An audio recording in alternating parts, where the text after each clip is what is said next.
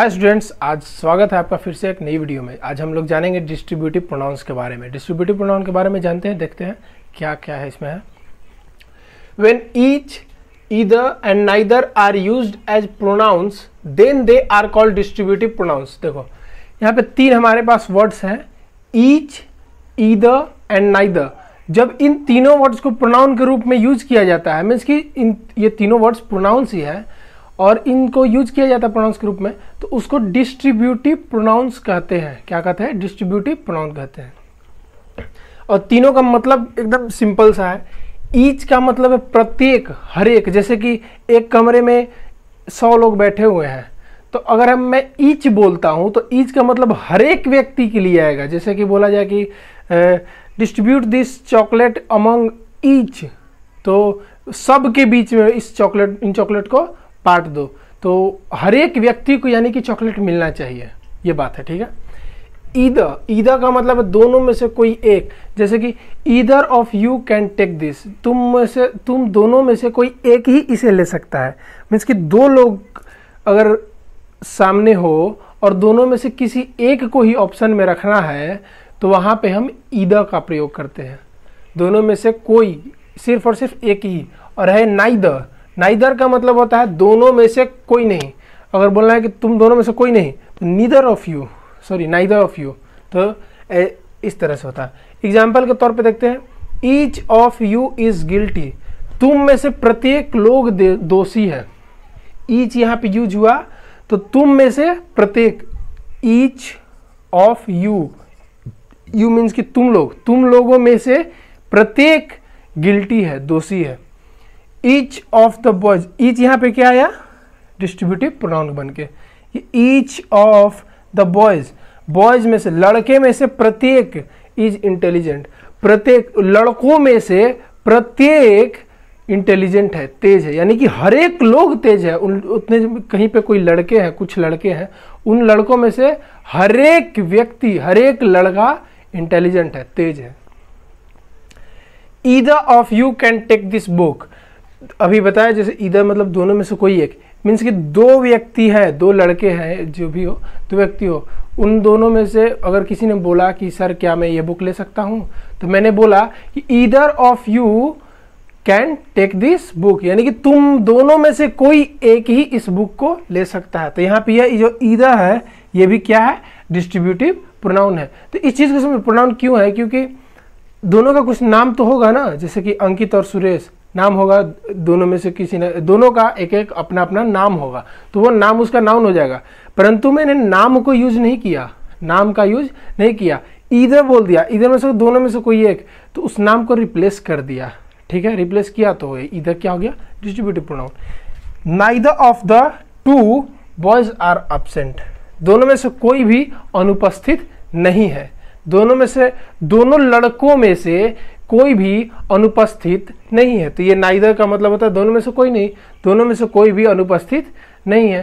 तो यही है हमारे पास डिस्ट्रीब्यूटिव प्रोनाउन। और इसमें एक नोट है, ध्यान देने वाली बात, और उस नोट को देख लेते हैं क्या है। अब देखते हैं यहाँ पे नोट्स डिस्ट्रीब्यूटिव प्रोनाउंस के बारे में। एक ही नोट है, सिर्फ नोट्स नहीं, एक ही नोट है।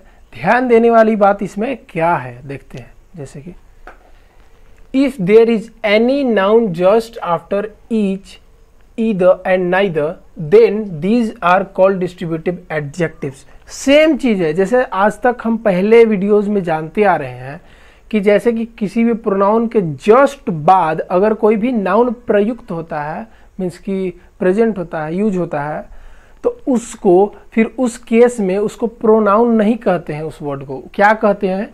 एडजेक्टिव कहते हैं। क्या कहते हैं? एडजेक्टिव। तो वही चीज यहाँ पे तो कह रहा है सिर्फ और सिर्फ कि अगर कोई नाउन है जस्ट आफ्टर ईच, ईच के जस्ट आफ्टर, ईदर के जस्ट आफ्टर एंड नाइदर के जस्ट आफ्टर कोई भी नाउन अगर है, तो उसे क्या कहेंगे? डिस्ट्रीब्यूटिव एडजेक्टिव कहेंगे, डिस्ट्रीब्यूटिव एडजेक्टिव कहेंगे। जैसे तीन एग्जांपल्स देखते हैं। एग्जांपल में ईच बॉयज इज इंटेलिजेंट, देखो ईच बॉयज, लड़कों में से प्रत्येक, ईच ऑफ हट गया, यहाँ पे ऑफ हट गया, क्या हट गया? ऑफ हट गया। और डायरेक्ट उसके जस्ट बाद, ईच के जस्ट बाद बॉयज, एक नाउन आ गया, क्या आ गया?